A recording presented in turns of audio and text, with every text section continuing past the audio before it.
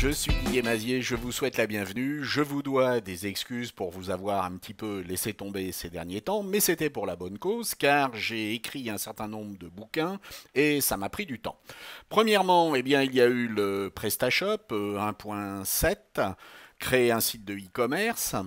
Et puis ensuite, il y a eu la mise à jour de l'énorme bouquin Photoshop CC en édition 2017 chez ENI qui représente 480 pages environ.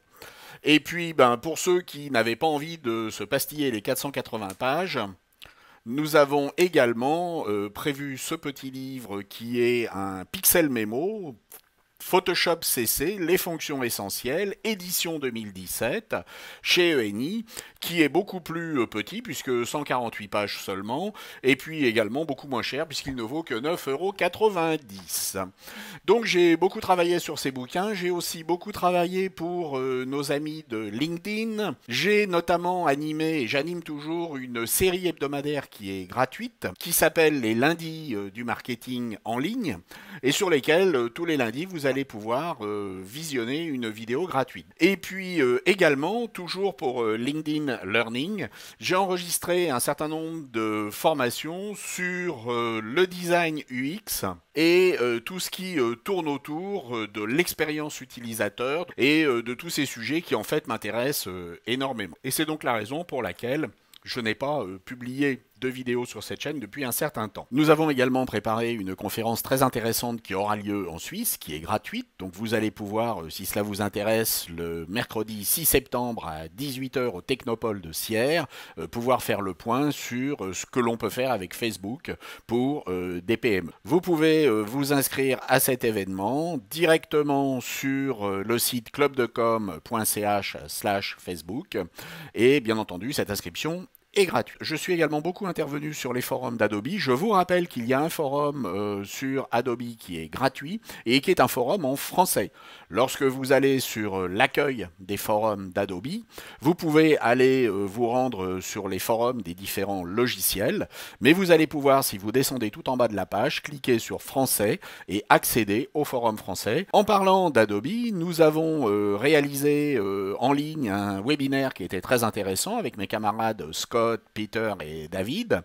Et pour ce webinaire, il a fallu rapidement réaliser, à peu près dans la demi-heure, une invitation sur un modèle qui nous avait été communiqué. Et je vais vous montrer maintenant comment j'ai réalisé cette maquette très rapide. Les puristes vont peut-être hurler, mais il s'agit de méthodes qui sont extrêmement rapides et qui vont permettre dans une petite demi-heure de réaliser un document qui va pouvoir être publié. Rappelons qu'il ne s'agit pas ici de réaliser un document pour l'impression, mais qui sera exporté au format PNG pour pouvoir être exploité sur différents réseaux sociaux et des médias digitaux. Voyons donc comment nous allons pouvoir procéder pour aller le plus vite possible. Nous avons donc ici en bas ce que nous voulons obtenir et nous avons en haut le modèle que nous avons reçu. Rappelons-le, il n'y a pas de calque et il se trouve être complètement aplati. Nous allons donc dans un premier temps devoir supprimer un certain nombre d'éléments, notamment les noms qui se trouvent sous les photos, les logos qui se trouvent en haut pour pouvoir les remplacer par les noms et puis également remplacer ici le logo et Adobe Muse. Notez que en ce qui concerne les photos et puis les cercles qui sont autour des photos, il n'y a pas de problème puisque nous allons les placer par-dessus. Nous allons donc commencer par dupliquer notre calque de manière à travailler de façon non destructive. CTRL-J sur PC, Command J sur Mac, et nous allons le renommer fond. Nous allons ici supprimer les différents éléments. Nous voulons garder la notion de fond texturé, vous voyez qu'il y a des petites étoiles dans le fond. Nous allons donc travailler en ne remplissant pas avec une couleur, mais avec du contenu pris en compte. Nous allons donc aller dans Édition, Remplir, Contenu pris en compte, et nous allons faire OK. Vous voyez que maintenant, les étoiles sont toujours présentes. C'est la même chose pour les logos et le dégradé qui se trouve ici. En sélectionnant cet élément, nous allons pouvoir ici dans le menu édition remplir contenu pris en compte, demander au logiciel de comprendre ce qui se passe autour et de remplir la zone que nous avons sélectionnée par une zone avec un dégradé identique. Une fois que nous avons supprimé des éléments, il va falloir les remplacer. Nous allons donc placer les noms. Pour pouvoir placer les noms correctement, nous allons nous référer aux éléments qui se trouvent en dessous. Nous pourrions jouer sur l'opacité de ce calque, où nous pouvons directement aller voir ce qui se passe ici. Et nous allons prendre l'outil texte, choisir une typographie, une police de caractères qui peut être par exemple ici du Myriad Pro, et nous allons taper ici Didier Mazier. Nous pourrions bien entendu affiner ici avec un texte qui serait light, de manière à avoir quelque chose d'un petit peu plus fin. Et puis nous pourrions également agrandir légèrement ce texte avec CTRL majuscule T ou commande majuscule T, de manière à nous rapprocher le plus possible de ce que nous voulons faire. Et puis nous allons placer notre texte que nous affinerons ultérieurement en termes de positionnement par rapport au cercle et bien entendu à la photo. Et nous pouvons maintenant bien entendu rafficher notre élément. Nous pourrons dupliquer les différents calques de manière à placer les noms. Il s'agira ensuite uniquement de duplication. En ce qui concerne le logo Muse, j'ai téléchargé un fichier au format qui est au format SVG. Mon logo Muse est maintenant affiché.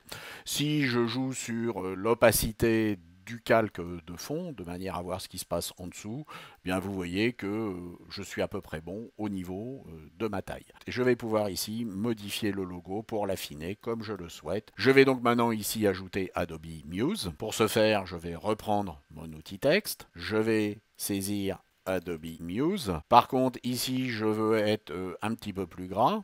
Vous remarquez que les calages se font automatiquement par rapport aux différents éléments. Ici, je suis calé sur le centre. Et je vais choisir ici une typographie qui va être un petit peu plus dense, c'est-à-dire du régular. Et il va falloir que je choisisse une couleur et je vais aller piper le vert de Muse. Enlevons l'opacité sur notre fond. En ce qui concerne les photos, il y a deux cas de figure. Il y a des photos qui vont être dans une taille qui est à peu près celle dont j'aurai besoin. Et vous voyez que ici, en important une photo, je vais pouvoir avoir une photo qui va être à peu près dans les proportions nécessaires. Je vais donc me positionner en haut et puis en bas et je vais pouvoir placer ma photo. Alors ce que je vais faire, c'est que je vais agrandir légèrement car je pourrais réduire, mais agrandir est quelque chose qui n'est pas recommandé. Je vais donc pouvoir positionner ma photo. Une fois que les photos auront été importées, il va falloir penser à les insérer dans un cercle. Je vais donc utiliser ici une méthode assez simple, un outil qui va être l'ellipse de sélection. Je vais tracer un cercle. Alors j'ai Alt et majuscule de manière à pouvoir tracer un vrai cercle. Et puis ensuite, je vais transformer cette sélection. Menu sélection, transformer la sélection. Et je vais pouvoir positionner la sélection exactement au niveau du cercle. Une fois que la sélection aura été faite comme je le souhaite, je vais double-cliquer de manière à valider cette sélection et je vais pouvoir ensuite la déplacer pour l'amener au-dessus de ma photo.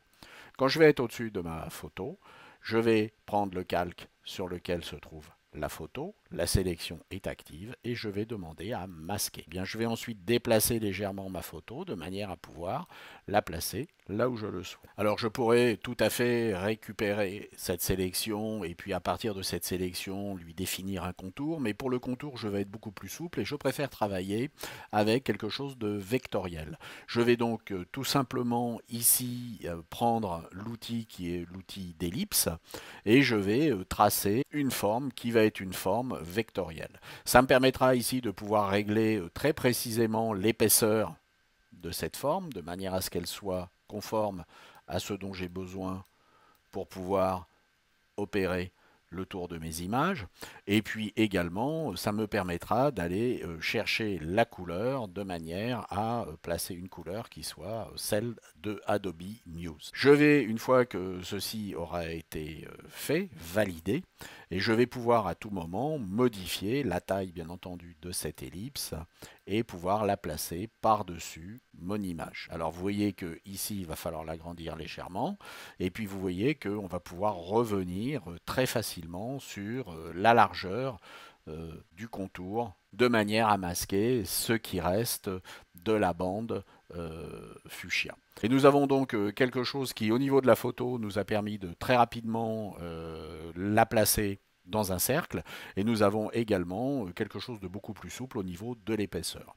Après, bien remplacer ici un pavé et puis remplacer du texte, c'est quelque chose qui est relativement simple. Vous voyez donc, bon, la méthode que j'ai choisie est celle qui consiste à d'une part placer ici dans un premier temps un masque et puis dans un deuxième temps une ellipse. J'espère que tout cela vous a intéressé et puis je vous dis à très bientôt. Au revoir.